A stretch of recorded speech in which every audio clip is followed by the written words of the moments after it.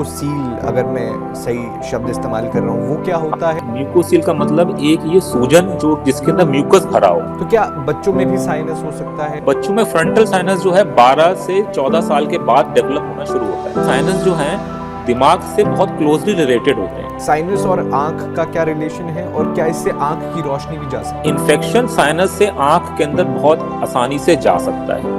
नमस्कार, TV9 भारतवर्ष देख रहे हैं आप। मैं हूं अरुण सुंदराल। आज हम बात करने जा रहे हैं एक ऐसी बीमारी की जिसे हम में से ज़्यादातर लोग सिर्फ सर्दी ज़ुकाम कहकर या सिर्फ साइनस कहकर या गले की नाक की जकड़न कहकर टाल देते हैं, नज़रअंदाज कर देते हैं, लेकिन बहुत ख़तरनाक हो सकती है, बहुत जानलेवा हो सकती है, खासकर बच्चों में। ऐसे में बहुत सारे सवाल हैं। क्या साइनस सिर्फ नाक की बीमारी है? क्या ये आँख तक भी पहुंच सकती है? क्या दिमाग को भी इसका असर देखना पड़ सकता है? क्या दिमाग के लिए भी जानलेवा हो सकती है? इन सभी सवालों के जवाब देने के लिए आज हमारे साथ मौजूद हैं डॉक्टर रवि मेहर, डायरेक्टर प्रोफेसर हैं HOD ENT डिपार्टमेंट, लोकनायक हॉस्पिटल। बहुत बहुत स्वागत आपका डॉक्टर रवि TV9 पर। नमस्कार डॉक्टर रवि, एक केस स्टडी हाल ही में मैंने केस देखा कि उसमें किसी बच्चे के सर्दी ज़ुकाम था, नॉर्मल साइनस पेरेंट्स को लगा कि ये है, लेकिन हुआ क्या कि उसकी आँख जो है धीरे धीरे बाहर आने लगी और वो मतलब गंभीर हो गया मामला। तो सबसे ज़रूरी सवाल और सबसे पहला सवाल तो आपसे यही रहने वाला है, क्योंकि देखिए बार बार नाक बंद रहना, खासकर बच्चों की अगर मैं बात करूं, सिरदर्द रहना, चेहरे पर भारीपन रहना, उसे पेरेंट्स नज़रअंदाज कर देते हैं, सर्दी कहकर, मौसम ख़राब या मौसम में बदलाव कहकर टाल देते हैं कि अपने आप ठीक हो जाएगा। तो क्या यही समस्या की जड़ है? आप इसे कैसे देखते हैं? अच्छा, जैसा कि आपने बताया, जो साइनस की जो बीमारी होती है, कई बार आंख, जैसे इस मरीज में आपने बताया कि आंख बाहर आ रही थी, तो इसका मतलब ये है कि साइनस की बीमारी, जो इन्फेक्शन है साइनस का, वो आंख तक पहुंच चुका है। राइट। नॉर्मली जो साइनसेस होते हैं हमारे सर के अंदर जो हड्डियां होती हैं, चेहरे की जो हड्डियां होती हैं, उसमें स्पेस होता है, खाली स्पेस। और ये खाली स्पेस जो है नॉर्मली हवा से भरा होता है। तो हमारे पास जो सर के अंदर दो मैक्सिलरी साइनसेस है। यहाँ पे सामने फ्रंटल साइनस होता है, दिमाग के बीसेंटर में एक स्पिनॉइड साइनस होता है और एक इथमॉइड साइनस होता है। तो हमारे पूरे जो चेहरे की हड्डियां हैं उनमें कई तरह के साइनसेस होते हैं। दीज आर नथिंग बट ये एयर फिल्ड स्पेसेस हैं। बोन जो होती है, हड्डी, हड्डी के अंदर हवा भरे स्पेसेस हैं। अगर इन साइनसेस के अंदर इन्फेक्शन हो जाए, जैसे कि नाक के थ्रू इन्फेक्शन साइनसेस के अंदर चला जाए, तो हम इसको साइनोसाइटिस कहते हैं। साइनोसाइटिस का अगर हम लंबे समय से अगर साइनोसाइटिस हो रहा है और उसका इलाज हम नहीं करें, तो कई बार ये जो इन्फेक्शन है साइनस से निकल कर आंखों में चला जा सकता है या कई बार दिमाग के अंदर भी जा सकता है। बिकॉज साइनस जो है दिमाग से बहुत क्लोजली रिलेटेड होते हैं। तो साइनस का इन्फेक्शन अगर साइनस से बाहर चला जाए और वो आंखों के अंदर चला जाए, तो आंखों की प्रॉब्लम हो सकती है, आंखों में सूजन आ सकती है, आंखें बाहर आ सकती हैं, आंखों में लालीपन आ सकता है और कई बार आंखों में पस भी पड़ जाती है। वैसे ही साइनस का इन्फेक्शन दिमाग के अंदर भी जा सकता है। तो दिमाग और साइनस के बीच में छोटी पतली हड्डी होती है। उस हड्डी को कई बार इरोड करके वो हड्डी को गलाकर साइनस की बीमारी कई बार दिमाग में भी जा सकती है। और दिमाग में जाने से पेशेंट को मेनिंजाइटिस का मतलब कि दिमाग का बुखार, दिमागी बुखार, और दिमाग के अंदर पस इकट्ठा होना या एब्सेस फॉर्मेशन भी हो सकता है। जी डॉक्टर साहब, अक्सर लोगों को लगता है कि साइनस जो है वो बड़ों की बीमारी है, तो क्या बच्चों में भी साइनस हो सकता है और कितना खतरनाक ये बच्चों में खतरनाक हो सकता है आपके मुताबिक? हाँ, तो बच्चों में भी साइनस हो सकता है। जो एडल्ट्स होते हैं उनमें सारे के सारे साइनसेस वेल डेवलप्ड होते हैं। बच्चों में साइनसेस इतने वेल डेवलप नहीं होते, बट स्टिल बच्चों के अंदर मैक्सिलरी साइनस, जो यहाँ दोनों सामने की जो हड्डी होती है, इसमें मैक्सिलरी साइनस होते हैं, वो काफ़ी डेवलप्ड रहते हैं। और आंख के पास में एक साइनस होता है, उसको हम इथमॉइड साइनस कहते हैं, वो भी काफ़ी डेवलप रहता है। और स्पिनॉइड साइनस भी होता है। बच्चों में फ्रंटल साइनस जो है 12 से 14 साल के बाद डेवलप होना शुरू होता है। तो ऐसा नहीं है कि बच्चों में साइनस की प्रॉब्लम नहीं हो सकती, बच्चों में भी साइनस की प्रॉब्लम हो सकती है। और साइनस का इन्फेक्शन साइनसेस के बाहर जाने पे आंखों में या दिमागी जो इन्फेक्शन है वो हो सकता है। जी, अगर देखिए कोई बच्चा बार बार बीमार पड़ रहा है, हमेशा नाक बंद रहता है और एंटीबायोटिक के बाद भी ठीक नहीं हो रहा है, तो पेरेंट्स को कब अलर्ट हो जाना चाहिए, कब जो है इस तरह के मामले से बचने के लिए उन्हें क्या करना चाहिए, आपकी सलाह क्या रहेगी? तो इसमें साइनस के जो इन्फेक्शन के कुछ सिम्टम्स होते हैं। उसमें से एक सिम्टम तो होता है सर में दर्द रहना। तो सामने माथे में या जो ये चीक्स बोन्स हैं इनके अंदर अगर पेशेंट को दर्द हो रहा है, नाक हमेशा बंद रह रही है, नाक से बलगम आ रहा है या गले में बलगम बार बार गिर रहा है, ये सब चीज़ें जो हैं साइनस की इन्फेक्शन का इंडिकेशन हो सकता है। अगर पेशेंट को रात को सांस लेने में दिक्कत हो रही है, नाक से सांस ठीक से नहीं आ रही है, तो ऐसे में आपको ईएनटी सर्जन के पास जाना चाहिए। और इस बच्चों में एक और कारण होता है जो नाक से सांस लेने में दिक्कत कर सकता है, वो है एडेनॉइड। एडनॉइड जैसे टॉन्सिल टिश्यू होता है, वैसे एडनॉइड नाक के पीछे एक टिश्यू होता है जो बच्चों में बढ़ जाता है, तो उसकी वजह से नाक से सांस में दिक्कत होती है। तो हमें ये दोनों चीज़ें जाननी चाहिए कि नाक से सांस लेने में दिक्कत साइनोसाइटिस में भी हो सकती है और एडनॉइड एनलार्जमेंट में भी हो सकती है। तो ऐसे में किसी ईएनटी स्पेशलिस्ट के पास आप जाएंगे तो आपको वो सही राय दे पाएगा और देख के बता पाएगा कि ये प्रॉब्लम साइनस की वजह से है या एडनॉइड्स की वजह से है। जी, कई बार एडनॉइड्स एनलार्जमेंट की वजह से जो नाक में दिक्कत होती है और बच्चा मुंह से सांस लेता है, उसके लिए हमें ऑपरेशन की जरूरत पड़ती है। और कई बार साइनोसाइटिस का ट्रीटमेंट के लिए भी हमें दवाइयों से और कई बार ऑपरेशन की भी जरूरत पड़ सकती है। जी, एक और टर्म इससे जुड़ी रहती है, म्यूकोसील, अगर मैं सही शब्द इस्तेमाल कर रहा हूँ, वो क्या होता है? और जिसे म्यूकस का जमा होना भी कह सकते हैं, वो क्या धीरे धीरे बनता है या अचानक से होता है? और क्या हर साइनस के मरीज में वो हो सकता है और कितना खतरनाक है? ओके, जो ये म्यूकोसील होता है, म्यूकोसील का मतलब एक ये सूजन जो जिसके अंदर म्यूकस भरा हो। और ये बनता कैसे है? जो भी साइनस का जो ड्रेनेज होता है, जो सारे साइनसेस जो हैं हमारे नाक के अंदर ड्रेन करते हैं। अगर साइनस के अंदर कोई इन्फेक्शन है, फ्लूइड है, तो वो धीरे धीरे धीरे करके नाक के थ्रू ही बाहर आता है, बलगम या पस जो।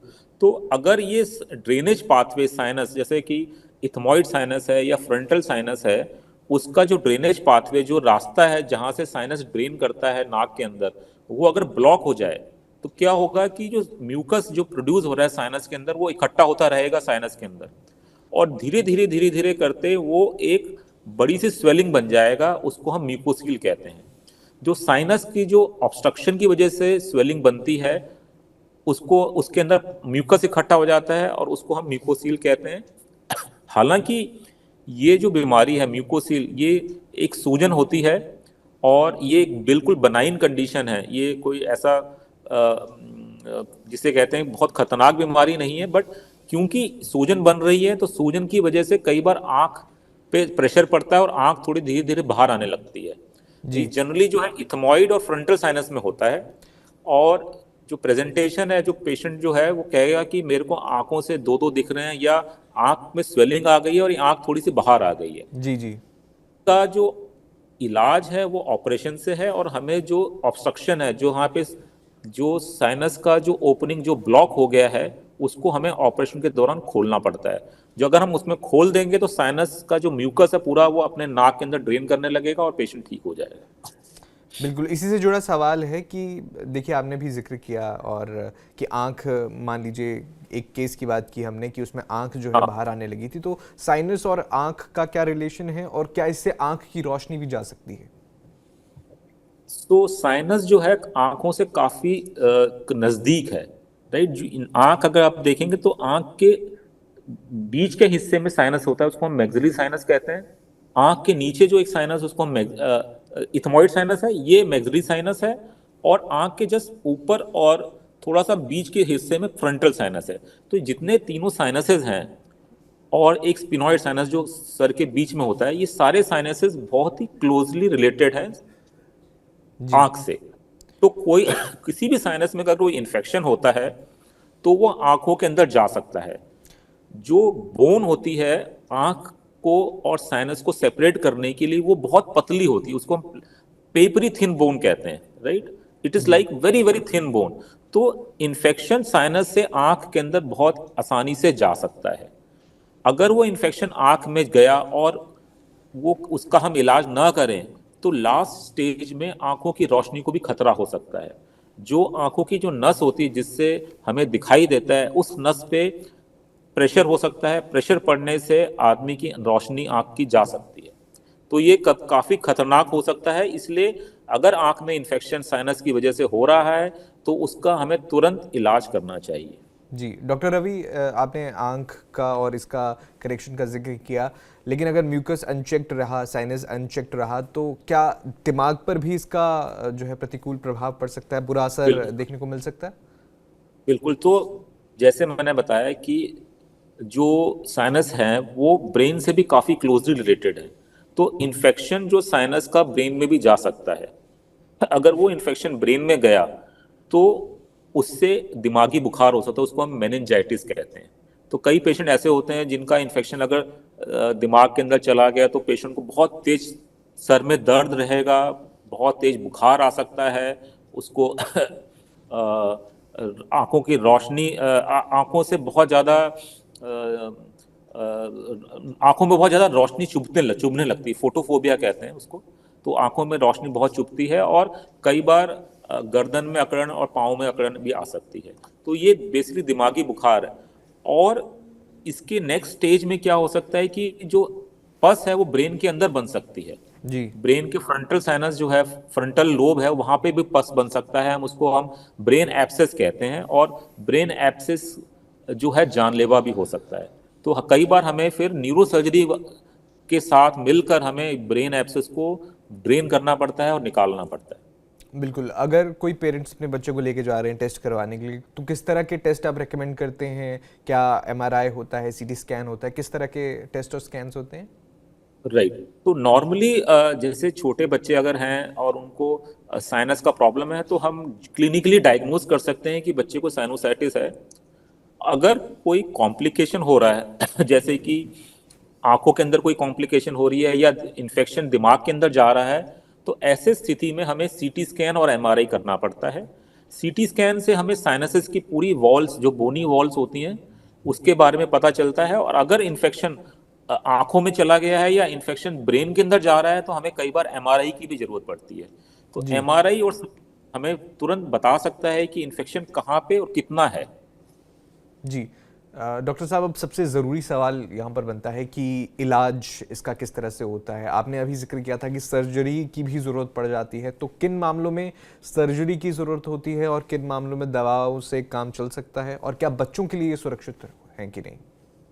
तो जो शुरुआती स्टेज होता है, शुरुआती स्टेज में जब पस अभी तक नहीं बनी है, खाली इन्फेक्शन है, आंखों के चारों तरफ रेडनेस है और हल्की स्वेलिंग है, तो ऐसे केसेस में हम एंटीबायोटिक स्टार्ट करते हैं। और कई बार हमें कल्चर भी कराना पड़ता है। अगर नाक से पस आ रहा है तो पस को हम कल्चर के लिए भेजते हैं और कल्चर के हिसाब से हम एंटीबायोटिक स्टार्ट करते हैं। बट अगर सपोज आंख के अंदर पस इकट्ठी हो गई है तब हमें उसको चीरा लगा के उसको ड्रेन करना पड़ता है, उस पस को निकालना पड़ता है। तो ऐसे में ऑपरेशन की जरूरत पड़ती है। कई बार ऐसा भी होता है कि एब्सेस बहुत बड़ी बन गई है या एब्सेस अगर ब्रेन के अंदर है, तो ऐसे कंडीशन में भी हमें ऑपरेशन करके पस को बाहर निकालने की जरूरत पड़ती है। जी। एक बहुत ही ब्रीफ आंसर आपसे चाहूँगा। अगर मान लीजिए कोई ऐसा व्यक्ति है, वो फील कर रहे हैं, या जो पेरेंट्स है वो देख रहे हैं कि बच्चों की आंख जो है थोड़ी थोड़ी स्वेल हो रही है, छोटी हो रही है, थोड़ी सी बाहर की ओर आ रही है, तो ये एक इसका साइन माना जा सकता है? हाँ बिल्कुल। ये जो आंख बाहर आने के कई कारण हो सकते हैं, साइनोसाइटिस एक कारण है, बट और भी बहुत सारे कारण हो सकते हैं। इसलिए अगर बच्चे की एक आंख बाहर से थोड़ी सी बाहर प्रोट्रूड कर रही है, बाहर आ रही है, तो उसको तुरंत ईएनटी सर्जन को दिखाना चाहिए और उसके कारण को पता लगाने की कोशिश करनी चाहिए। अच्छा, इलाज का ही हम जिक्र कर रहे थे, तो इलाज के बाद मान लीजिए अगर सर्जरी भी करानी पड़ जाती है, तो कितने समय, कितने ड्यूरेशन में जो है बच्चा नॉर्मल स्वस्थ हो सकता है? वो डिपेंड करता है कितना सीवियर इन्फेक्शन है अगर दिमागी तौर में दिमाग के अंदर इन्फेक्शन पहुंच गया है तो कई बार हमें 2 से 3 हफ्ते भी एंटीबायोटिक देनी पड़ती है, तो उसमें लंबा इलाज चलता है। अगर इन्फेक्शन कम है और मिनिमम है, खाली सिर्फ आंखों में है, सिर्फ खाली हल्की सूजन है, तो उस कंडीशन में हफ्ता 10 दिन के अंदर भी। जी, जिस जिस तरह से बहुत सारे पेरेंट्स अभी आपको देख रहे होंगे, आप उन्हें क्या सलाह देना चाहेंगे? कौन सी 3 ऐसे बहुत ज़रूरी बातें हैं इस तरह के मामलों से बचने के लिए जो पेरेंट्स इस्तेमाल कर सकते हैं, लागू कर सकते हैं अपने आप पर? तो साइनस का अगर जो मेन जो सिम्टम होता है वो नाक बहना होता है। अगर बच्चे की नाक बहुत ज़्यादा बह रही है, बच्चे को सर में दर्द हो रहा है और बच्चे को चेहरे में सूजन या चेहरे में दर्द है, तो इसको नज़रअंदाज ना करें और एक किसी ईएनटी स्पेशलिस्ट को दिखाएं और उसका इलाज कराएं। और अगर बच्चे को नाक बंद है और रात को खर्राटे आ रहे हैं, बच्चा मुंह खोल के सो रहा है और नाक हमेशा बंद रहती है, तो ऐसे कंडीशन में भी बच्चे को एक ईएनटी सर्जन को दिखाना चाहिए, ताकि वो ये पता लगा सके कि ये साइनस की प्रॉब्लम है या कई बार ये एडनॉइड्स की वजह से भी हो सकता है। तो बच्चों में एडनॉइड्स को रूल आउट करना बहुत इम्पॉर्टेंट है, और अगर वो लंबे समय तक एडनॉइड्स बढ़े रहेंगे तो बच्चे का सांस लेने में भी दिक्कत आती है, मुंह का जो दांत का बनावट है वो भी खराब होने का डर रहता है, और बच्चे को स्लीप एपनिया जैसी बीमारी भी हो सकती है। जी, जैसे साइनस तो बहुत एक टफ टर्म हो जाती है। आम जो व्यूअर्स हैं, देखिए शहरों में तो समझ जाते हैं लोग कि साइनस होता क्या है। जो ग्रामीण क्षेत्र में रहते हैं लोग, आम भाषा में अगर इसे बोला जाए, आप उन्हें कैसे किस तरह से समझाएंगे कि तो साइनस मैं क्या ये है? कहूँगा कि जो इसको हम आम भाषा में नज़ला बोल सकते हैं, जो कि लंबे समय तक नज़ला अगर रह रहा है तो वो एक साइनस का प्रॉब्लम हो सकता है, राइट। तो चलिए। काफ़ी लोग जी। ये वर्ड यूज़ करते हैं आम तौर की भाषा में। जी, बहुत बहुत धन्यवाद डॉक्टर रवि मेहर। आपने बहुत ही आसान भाषा में हमारे व्यूअर्स को समझाया कि किस तरह से ये बीमारी जो है ख़तरनाक हो सकती है। ऐसे में समय पर डिटेक्शन, समय पर डॉक्टर के पास जाना बहुत ज़रूरी हो जाता है। TV9 से जुड़ने के लिए आपका बहुत बहुत धन्यवाद। थैंक यू, धन्यवाद। आपने सुना डॉक्टर रवि मेहर को। उन्होंने बताया कि किस तरह से साइनस सिर्फ एक नाक की बीमारी नहीं है, ये दिमाग और आंखों पर भी असर डाल सकती है और एक्सट्रीम केसेस में सर्जरी की भी ज़रूरत पड़ सकती है। ऐसे में अगर आप पेरेंट्स हैं, अगर आपको खुद को इस तरह से फील होता है कि इस तरह से सिम्टम्स जिस तरह से डॉक्टर ने बताया, अगर वो सिम्टम्स आप देखते हैं तो तुरंत डॉक्टर के पास जाकर उसका चेकअप ज़रूर करा लें। और आपका कोई सुझाव हो, कोई सवाल हो, हमें कमेंट बॉक्स में ज़रूर बताइएगा। बाकी खबरों के लिए आप देखते रहिए TV9 भारतवर्ष।